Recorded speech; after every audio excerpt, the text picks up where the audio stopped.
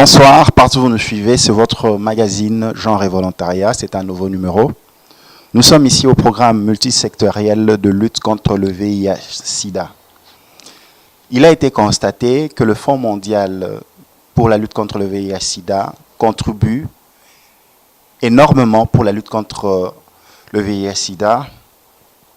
Les nations, les gouvernements mettent des moyens énormes pour lutter contre le VIH-Sida, mais un constat, malgré tous ces moyens financiers et matériels, il y a toujours des nouveaux cas qui augmentent le jour le jour. Comment expliquer? D'où la mise en place d'une coalition internationale de prévention primaire pour la lutte contre le VIH-Sida. Et pour en parler, nous sommes reçus ici au PNMLS par le secrétaire exécutif, le professeur Dr Liévin Kapand. Bonsoir. Bonsoir, monsieur. Nous sommes très heureux que vous puissiez nous recevoir. Je vous en prie, vous êtes toujours la bienvenue. Sur un fond d'inquiétude et de paradoxe, nous venons. Mais professeur Liévin, pouvez-vous nous expliquer comment constatez-vous à la fois qu'un pays comme l'Afrique du Sud, où les moyens sont conséquents et énormes contre la lutte contre le VIH, mais c'est le pays où nous retrouvons encore des nouveaux cas élevés dans le monde. Comment expliquer que le Fonds mondial pour la lutte contre le VIH-Sida, que nos programmes comme la nôtre, le programme multisectoriel de lutte contre le VIH-Sida, s'engagent, mettent des moyens, expliquent à la communauté, mais nous avons toujours des nouveaux cas. Comment vous expliquez cela, professeur Liévin? Bien, merci pour cette opportunité. Je pense que le sujet que vous abordez est un sujet d'actualité. Comme vous l'avez vous-même dit, d'abord, il faut savoir ce que ça signifie qu'une prévention primaire. Tout à fait, on commence par là. La prévention primaire, c'est en fait toutes ces mesures qui sont prises pour éviter qu'un individu soit en contact avec le microbe qui peut le rendre malade. Donc, c'est une façon un peu simpliste. Donc, c'est que la prévention primaire. Donc, comme vous l'avez rappelé, effectivement, le monde entier a investi des millions de dollars. Je crois que tout le monde le sait. Notre pays a fait pareil. Il y a des particuliers, tout comme le gouvernement. Mais malgré cela, on n'arrive toujours pas à vaincre le VIH-Sida. En fait, le goulot se trouve au niveau de l'entrée dans le VIH. Parce qu'en fait, bon, comme un vase communicant, il y a ceux qui entrent et ceux qui sortent. N'est-ce pas? Nous avons des nouveaux cas de maladie qui sont pris en charge, mais il y en a qui vont rester là-dedans, il y en a qui sortent, mais ce qui se passe, c'est qu'il y a toujours de nouveaux cas qui arrivent. C'est que quelque part, les stratégies de prévention n'ont pas donné les résultats attendus. Les stratégies de prévention qui devraient justement renforcer cette prévention primaire, empêcher que l'homme soit en contact avec le VIH. Et donc, ça c'est un constat qui a été fait dans tous les pays, spécialement dans les pays de l'Afrique australe, où on a la plus lourde charge de VIH dans le monde.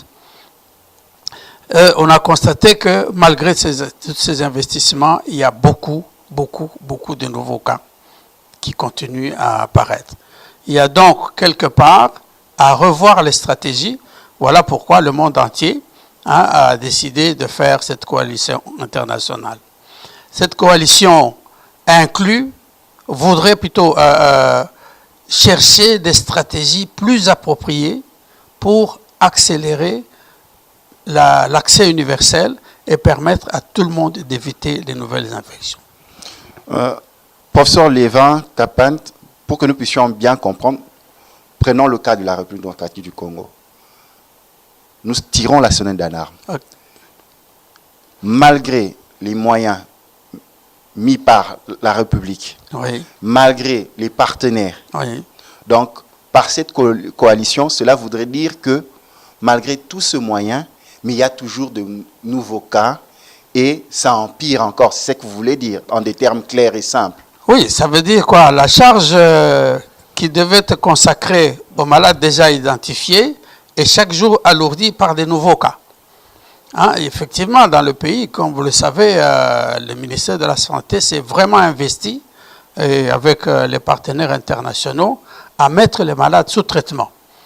Hein, on est presque à 50% des personnes qui en ont besoin et qui reçoivent le traitement. Mais malheureusement, le constat est là, les nouveaux cas continuent à augmenter. Et donc, il y a quelque part, à un moment donné, il faut se rendre compte que le gouvernement risque de se retrouver dépassé. Si, évidemment, on laisse aller la situation telle qu'elle est actuellement. Donc, il faut absolument bloquer l'entrée des nouveaux cas dans le panier de prise en charge. Docteur professeur Liévin, nous aimons savoir quelles sont les observations que vous avez menées pour vous dire que malgré la lutte, malgré la prise en charge des malades déjà atteints, mais voici ces éléments qui démontrent que, par exemple en RDC, nous avons encore de nouveaux cas et cela empire. Comme ça que les téléspectateurs qui nous suivent puissent comprendre. Effectivement. Peut-être la population ne sait pas, mais je crois que l'information existe. Chaque année, on fait ce qu'on appelle une enquête de sérosurveillance. Hein, ça veut dire qu'il y a une équipe du ministère de la Santé qui sillonne sur certains sites dans ce pays pour voir si on a des nouveaux cas parmi les femmes enceintes. Et malheureusement, il faut constater que 2017, le rapport est vraiment défavorable pour la lutte. Les sites où on avait l'impression que le nombre de nouvelles infections diminuait, cette année-ci, il y a plutôt une augmentation. Donc, ça signifie quoi? Selon cette enquête qui a été menée par le ministère de la Santé, il y a plus de nouveaux cas que les années précédentes. Donc, la situation, elle est vérifiable. La situation a fait objet de rapports officiels. Donc, la situation existe. Alors, on peut maintenant se demander comment on peut expliquer cette situation. Et je crois que c'est là que nous devons absolument intervenir. Premièrement, parmi les causes qu'on a identifiées, c'est le fait que l'accès n'est pas universel. Ça veut dire que les médicaments existent dans certains coins, disons même dans la ville, à l'hôpital. Mais ceux qui sont éloignés de l'hôpital du fait de tous ces problèmes d'aller-retour, même s'ils doivent prendre les médicaments, ils savent qu'ils doivent prendre, ils sont limités peut-être par le fait qu'ils ne savent pas payer le transport. Donc il y a cette participation de la communauté qui est vraiment une entrave à l'accès universel. Alors l'autre chose, c'est aussi se dire quels sont les domaines où les gens peuvent directement intervenir. Parce que jusqu'à présent, le gros des acteurs se concentre autour du secteur médical. Les autres considèrent que le sida, c'est l'affaire du médical. Or, il y a plusieurs acteurs, comme nous l'avons déjà dit ici, n'est-ce pas? L'approche multisectorielle n'a pas véritablement conquis toute l'opinion. Je prends un exemple. Hein, lorsque nous avons un malade qui doit prendre des médicaments, il faut que la famille s'implique. Que la famille puisse dire au malade, il faut aller à l'hôpital ou l'accompagner à l'hôpital. Donc, en fait, il y a cette implication de la société. C'est d'ailleurs pour ça que les personnes qui sont les grands acteurs dans cette coalition internationale sont de la société civile. Donc, il y a cette approche multisectorielle qui devrait, chacun selon sa vocation, donner sa quote-part pour la lutte contre le sida. Alors, quels sont les domaines où on peut facilement intervenir en matière de prévention primaire? Il y a d'abord le secteur de la jeunesse. Je crois que vous le savez, dans notre pays, nous avons ce problème avec la loi qui ne permettait pas aux jeunes de participer à la lutte parce qu'ils sont sous l'autorité parentale, ce qui n'est pas une mauvaise chose. Mais seulement sur le plan des réalités, ces enfants vont échapper au dépistage. Alors que nous savons très bien que ces enfants, voilà le phénomène Ojana, dont nous avons parlé, qui nous échappe totalement, mais qui est en fait un site de fabrication de nouvelles infections. Alors, qu'est-ce qu'on devrait pouvoir faire éventuellement? C'est maintenant travailler avec les Oudjana, qui nous expliquent leur situation, et avec eux, leur donner des stratégies qu'il faut. C'est ce qui se passe d'ailleurs dans certains pays. Je peux vous donner un exemple connu actuellement, le Botswana. C'est la jeunesse qui s'occupe du sida de la jeunesse. Les adultes sont là pour les encadrer, et permettre de mobiliser les ressources pour que les jeunes puissent effectivement être efficaces. Donc ça, c'est le premier domaine, donc le domaine qui concerne les adolescents, jeunes, spécialement les jeunes filles. L'autre domaine, c'est l'utilisation des moyens de prévention. Les moyens de prévention que nous connaissons, très accessibles, ce sont les préservatifs. Les préservatifs, malgré tout ce qu'on peut avoir comme concept autour, ça reste une stratégie efficace. Et pour s'assurer que tout se passe bien, il faut toutes les données. Ça veut dire qu'il faut faire le recensement de qui produit les préservatifs, combien ça coûte pour faire en sorte que ça soit accessible à tout le monde. Ça, c'est le deuxième mode de prévention, la deuxième stratégie de prévention qui a été retenue dans cette coalition internationale. La troisième stratégie, c'est autour de ce qu'on appelle les populations clés. Il y a une catégorie de personnes qui sont marginalisées, stigmatisées, de par leur comportement sexuel.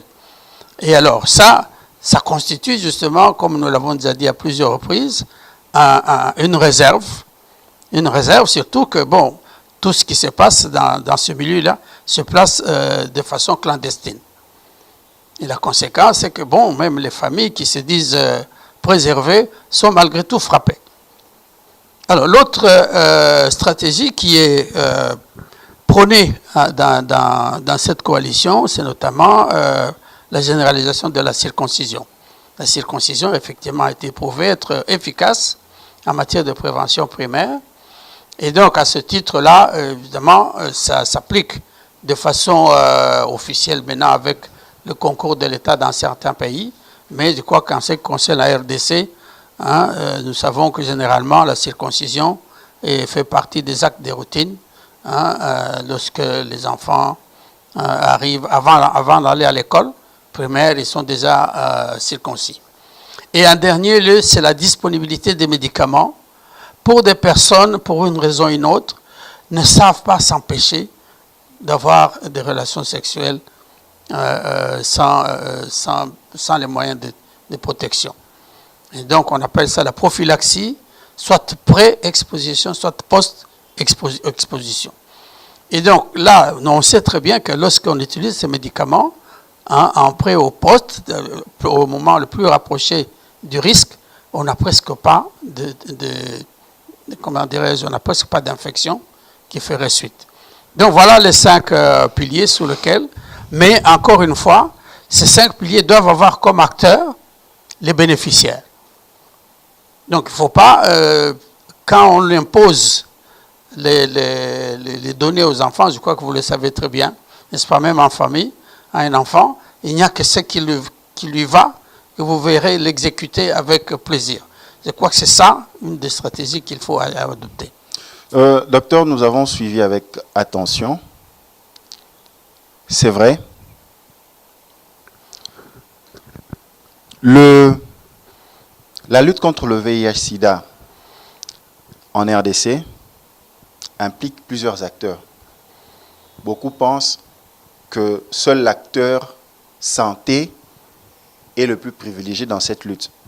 Parce que, vous le dites, que le produit, les antirétroviraux, les médicaments se trouvent à l'hôpital et il faudrait faciliter l'accès à ceux qui sont malades pour pouvoir prendre les produits, mais ça pose problème. Maintenant, comment impliquer plus les acteurs? Parce que je me dis, quand quelqu'un a l'infection, qui ne sait pas avoir un transport, ça pose problème. Il a l'infection, il ne sait pas trouver la nourriture, ça pose problème. Il a l'infection, il ne sait pas trouver un emploi, ça pose problème. Donc, il y a ce comportement à risque qu'il va développer pour avoir à manger, être autonome Et quand nous sommes en face d'une situation telle que une jeune adolescente ou Jana, porteur de la maladie, vous voyez les conséquences. Elle échange son corps contre les services, contre la nourriture, contre l'argent. D'où une exposition encore aggravée de l'infection au sein de la communauté. Comment faire impliquer ces autres acteurs dans la lutte pour leur dire que nous, secteur de la santé seuls, nous n'y arriverons pas seuls. Il faut aussi votre accompagnement. Voilà la preuve. Le Fonds mondial de la lutte contre le VIH-Sida a mis des moyens énormes. Il y a les partenaires internationaux, même les partenaires locaux qui ont mis des moyens. Il y a l'État congolais. Mais voilà, la situation ne continue qu'à stagner. Comment faire encore contribuer ces autres acteurs dans la lutte? Bien, merci. Je pense que il y a des choses, des situations que nous vivons tous les jours, mais sur lesquelles, à mon sens, nous ne faisons pas très attention. La presse, comme le dit quelqu'un dans une émission qui passe, c'est une occasion qui est donnée à tout le monde de rentrer n'importe où. Donc, l'information diffusée par plusieurs voies permet d'attirer l'attention, permet la mobilisation de tout le monde. Donc, à mon sens, la première façon de pouvoir faire intervenir tout le monde, c'est de lui donner l'information correcte. Et là, vous comprenez tout de suite, quand nous disons approche multisectorielle, vous avez certainement compris, nous visons le secteur de médias, le secteur de presse. La presse devait être parmi les premiers acteurs à mobiliser, à permettre à tout le monde d'avoir l'information qu'il faut. Si tous les jours nous pouvons suivre des émissions de danse, quelques 2 minutes pour dire attention, si vous êtes frappé par telle maladie, voici ce qu'il faut faire. Et à mon sens, ça va aller très vite et tout le monde sera au courant. Alors, l'autre façon, c'est de pouvoir ouvrir le service santé à la population. Et c'est ainsi que vous verrez, disons que le secteur de santé a déjà fait pas mal de choses, mais c'est plutôt le mouvement dans l'autre sens qui ne répond pas. Comment impliquer, je prends un exemple, nous avons le rassemblement des jeunes qui n'ont pas de siège à l'hôpital, qui sont une organisation en dehors de l'hôpital. Comment relier les deux? Je crois que c'est là que se situe le problème et c'est là que se trouve aussi la solution. Ça veut dire, lorsque nous voulons traiter un malade, nous devons savoir quelle est sa communauté et avec qui il faut traiter. Donc l'implication de tout le monde, c'est aussi, je prends un exemple en matière de sécurité. La police rencontre beaucoup de gens, beaucoup de personnes. Il ne suffit pas d'attraper les Oudjana. Mais si la police peut aussi contribuer à donner l'éducation à ces Oudjana, c'est déjà une prévention contre les méfaits de ces enfants, mais aussi, en plus, une prévention contre le VIH-Sida. Oui, donc il y a cette approche multisectorielle qu'on a toujours prônée, qui est en fait prônée dans le pays, qui fait partie de lois, parmi les lois qui ont été publiées. C'est une approche qui doit, à mon sens, rester efficace, dans la mesure où elle s'applique, dans la mesure où tout le monde s'implique. S'impliquer selon sa vocation. Aux enseignants, on ne demande pas de passer plus d'heures à donner cours. Mais aux enseignants, on demande tout simplement de s'organiser au moment où ils font l'enseignement, de prendre du temps pour parler de l'infection VIH. Et l'évaluation, sous les connaissances générales, va passer par là. Et donc, ce qui fait que si un enfant réussit dans le cours de sciences à la vie, il a appris la leçon pour toute sa vie. Et donc, il est déjà bien armé pour la prévention contre le VIH-Sida. Voilà les quelques exemples très simples. Donc, on n'a vraiment pas besoin qu'il y ait des financements particuliers, mais c'est que chacun assume sa vocation, et en assumant sa vocation, tout le monde se trouvera impliqué dans la lutte contre le sida. impliquer tout le monde dans la lutte contre le sida, c'est là le maître mot. Professeur Dr Liévin Capinde, nous sommes en train d'évoluer dans notre émission. Cette émission, c'est pour sensibiliser, attirer l'attention de nos téléspectateurs que le VIH-Sida existe et quel est le comportement à adopter face à cette situation. Vous avez plus parlé des jeunes. À vous entendre parler, c'est la jeunesse qui pose problème dans la lutte contre le VIH-Sida. Bon, il n'y a pas que les jeunes, hein, mais disons que c'est une cible qu'on a longtemps oubliée ou négligée. Hein, c'est pour ça qu'effectivement, on s'est rendu compte que dans ce milieu, il y a effectivement des problèmes beaucoup plus sérieux par rapport aux adultes. Mais cela ne veut pas dire que dans le milieu des adultes, le problème est négligeable. Nous avons aussi les personnes vivant avec handicap. Quelle est la stratégie aussi?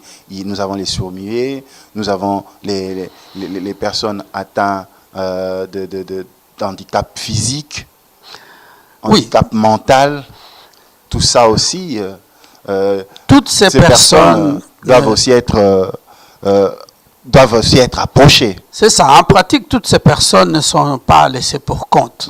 Hein, je crois que vous le savez, le complexe que nous avons ici, sa vocation, c'était être le village, si vous voulez, la cité de lutte contre le sida.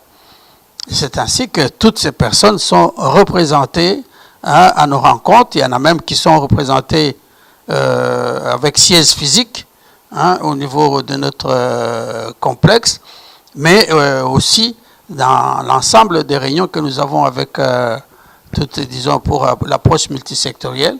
On n'oublie pas ces personnes. Ces personnes sont bien représentées et elles sont très très actives. Mais évidemment, comment on appelle, le goulot serait la possibilité d'étendre tout ce que nous faisons à tout le pays. Et c'est pour ça que nous pensons que la presse devrait nous aider à amplifier la plupart de tout ce que nous faisons pour que tout le monde soit informé. Et quelle est l'approche par rapport à la presse? Parce que vous revenez souvent sur la presse. La presse, il y a les responsables des médias. Souvent, ces médias sont des médias commerciaux. Oui. Quelle est l'approche? Vous allez les financer, vous allez les soutenir. Est-ce que vous connaissez leurs besoins? Bien, je pense que c'est là toujours le nœud du problème. Je crois que la première des choses, c'est de savoir qui est responsable de l'infection à VIH et qui devait s'en occuper. Je crois que c'est tout le monde, n'est-ce pas? C'est pour ça que nous disons on doit partager les ressources. La presse a les compétences en matière de diffusion. OK? Alors, au moment où nous faisons le budget pour notre pays, on sait très bien qu'on doit devoir faire la diffusion de l'information. Donc, les besoins de diffusion, disons, de toutes les ressources qu'il faut mettre à la disposition, doivent être traités à ce moment-là. Ce n'est pas au niveau du programme qu'on doit situer le problème. Quand nous disons l'implication de chaque secteur, ça veut dire déjà à la conception du plan d'action, du plan de travail annuel, qu'on puisse inclure jusqu'à budgétiser ce qu'il faut faire pour la lutte contre le sida. Donc, il ne faut pas attendre que le ministère de la Santé a la vocation de traiter les malades, de donner les soins et traitement des malades. Mais le ministère de la Santé n'a pas la vocation de faire des émissions. Et donc, à ce titre-là, c'est le ministère de Communication qui a ça comme vocation, qui devrait prévoir dans ce budget ce qu'il faut pour que la diffusion soit faite de façon étendue. Encore une fois, comme nous disons, la vocation de chaque secteur doit être prise en compte pour toute la planification. Et donc, si on tient compte de cela lors de la planification des activités au cours de l'année, les choses vont aller de soi. Et donc, le besoin de la presse étant couvert par le budget national ou par les partenaires avec qui on a fait la planification, à ce moment-là, je pense qu'on ne va plus se poser la question qui paye quoi, sauf qu'on va tout simplement exécuter un plan d'action. Docteur Liévin, comme nous avons un message très important, nous pouvons faire aussi une communication en lingala pour résumer aussi en fait votre pensée. Dans le côté de la lingala, tozolo va boye que ba effort et salami mingi pour lutter contre VIH/SIDA.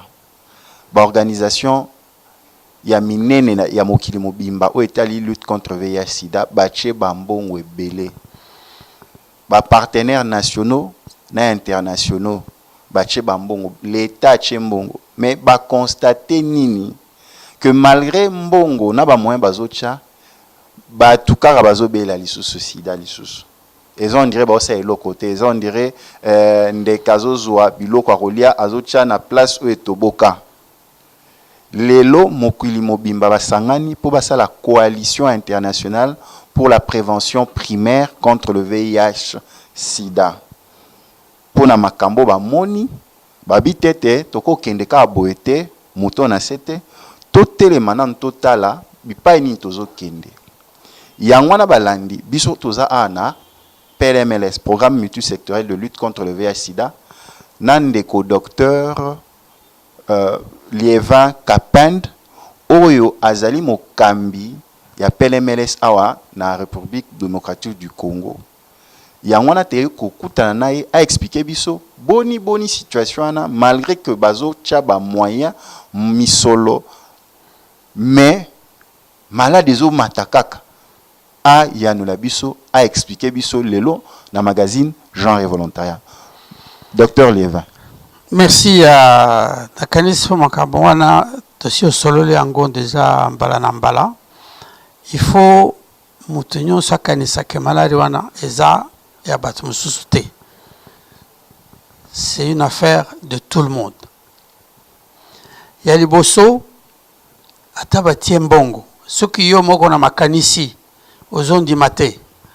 Nakanisi on peut pas dire il n'y a pas plus affamé que celui qui ne sait pas manger.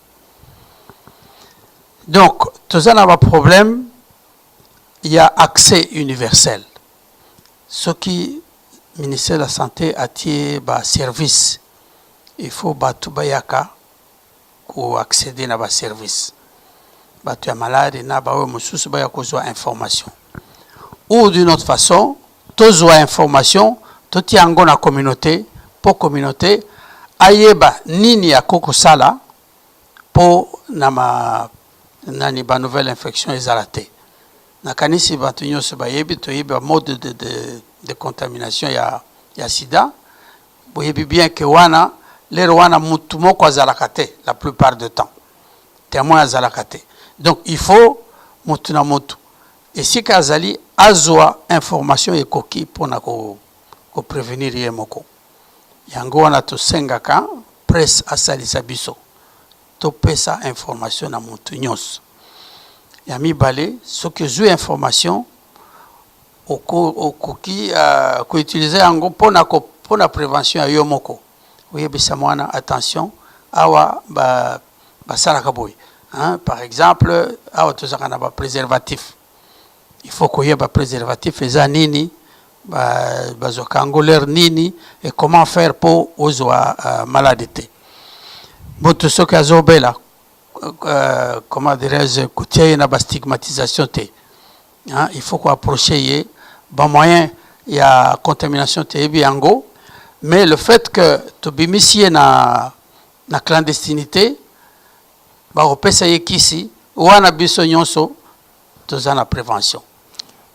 Professeur Liévin olobi malamu presse APC information. Oui, presse par exemple APC information.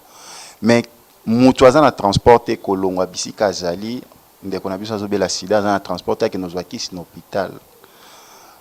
Mutu aza na nzala aza na mosala te tozwi le roi baleki na biso ujana bamoni kaka kopesa nzoto nde mpona lia alata. Est-ce que à part santé bokoki kokotisa bato mususu te na masolo wana pour aider par exemple ba jeune fille au tobengi balek na biso ba ujana pour na sunga bango par exemple tant police qui na ko kutana na bango ko former pe ba policier pour na sa bango que non tant bino bo kutana ujana ta bos en profiter pe bo pe sa bango mateya. Est-ce que ba acteur mususu pe bakoya pe ko sunga bino ko cha secteur à santé maboko pour na bolonga likambwana ya maladie ya sida et matakaka kababeli ya sikakaka et pourtant république et pourtant bailleurs de fonds ba partenaires nationaux et internationaux nationaux bazo cha ba moyens belé mais maladie zoya est-ce que vous monite que batnion il faut ba sangana kaka prester non kaka prester baza belé en commençant d'abord par les jeunes eux-mêmes.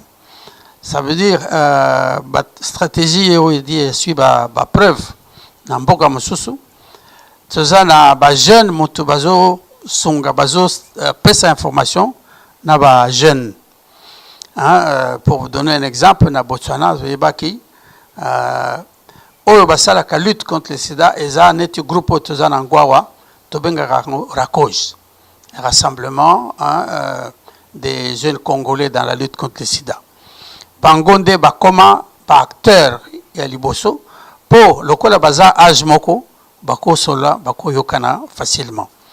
Alors c'est pour ça que baza ko utiliser siko ba jeune pour na ko sensibiliser ba jeune. Alors à côté de ça évidemment makambo eza ebele parlement. Ceux qui parlement lobby moi na âge boye akokende na hôpital pour faire ça voici les limites.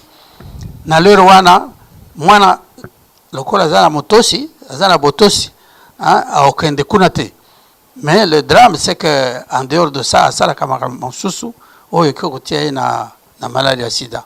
Alors à ce moment-là il faut tout sur la makamunyo soit na parlement pe batala ndenge nini toko songa bana wana docteur professeur Lévin tozo ke pona oyo etali parce que tozo tala mingi ozo beta seti na ba jeune kaka ba jeune nde bazana likambwana ba jeune nde bazobela mingi te ba jeune kaka te ba jeune ça veut dire problème à toujours sur la mingi la jeune d'abord vous savez que la jeunesse c'est l'avenir de demain ça c'est déjà une motivation suffisante mais yami balé eza depuis to bandai ko sala ba lutte contre le sida eza neti to bosana ki groupe ya ba adolescent na groupe ya ba jeune parce que bazana spécificité na bango oui le cas bazana un adulte ils ne peuvent pas poser n'importe quel acte donc sans l'autorisation des parents. À côté de ça mingi bazana no comment dirais-je sous la dépendance des parents pour manger pour nourrir tout ce que vous voulez. Alors dans le Rwanda vous savez que ça la lutte contre le sida on avait pratiquement oublié cette catégorie de population. Yangwana aujourd'hui, il faut qu'on revienne là-dessus. Mais à côté de ça, nous avons la population clé. Population clé, ils ont un comportement que la société ne tolère pas dans certaines mesures.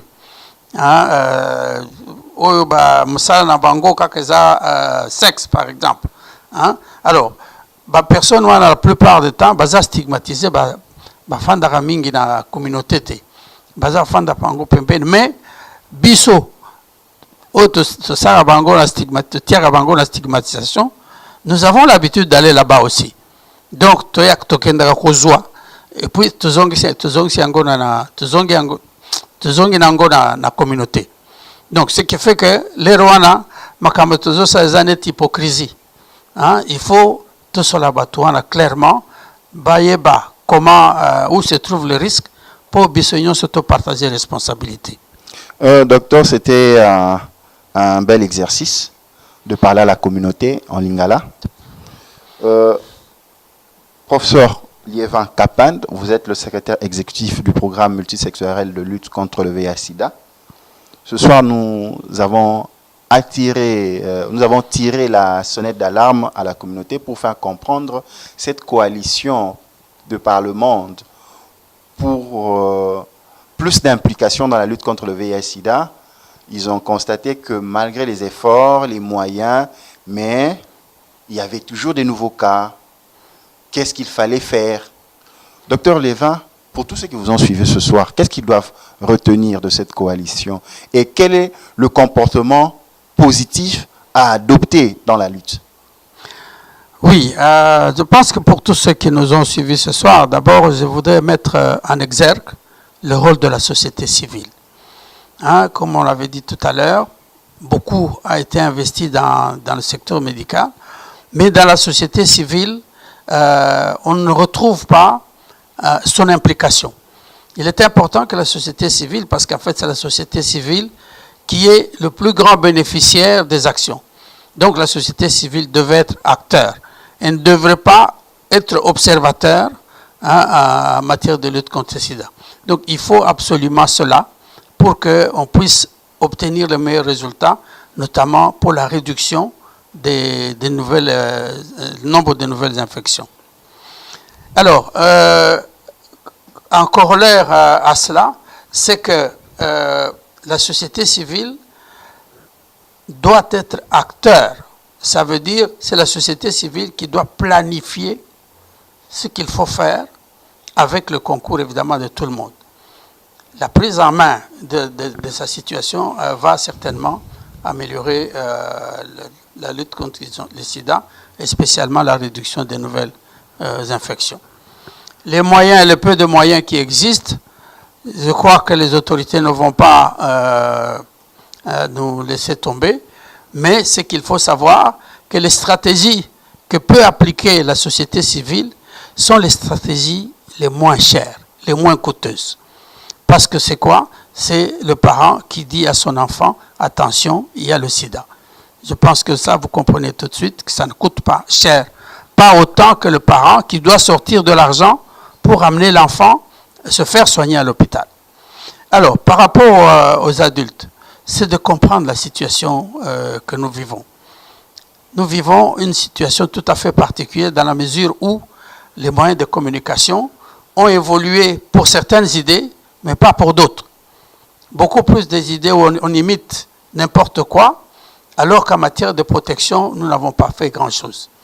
Donc, il faut que l'autorité, il faut que ceux qui ont le pouvoir puissent nous aider à amplifier chaque jour l'information et la bonne information. Ce pays, nous pensons que s'il a la chance d'avoir aujourd'hui été classé parmi les taux de prévalence, avec un taux de prévalence les plus bas, et nous pensons que la presse a dû jouer un rôle important. Quoique, il y a aussi le soubassement des us et coutumes. Les coutumes dans ce pays ont certainement contribué. Alors, toutes ces valeurs positives doivent continuer à être prônées dans la société pour les meilleurs des résultats. Merci, c'est par cette note que nous mettons un terme à notre entretien de ce soir avec le professeur Dr Liévin Kapand, secrétaire exécutif du programme multisectoriel de lutte contre le VIH-Sida en RDC, PNMLS en sigle. Merci, professeur Liévin. Je vous en prie, je suis à votre disposition. Merci à tous nos téléspectateurs qui nous ont suivis partout en RDC et à travers le monde. Merci pour votre attention que vous nous avez donnée. À la prochaine. Merci.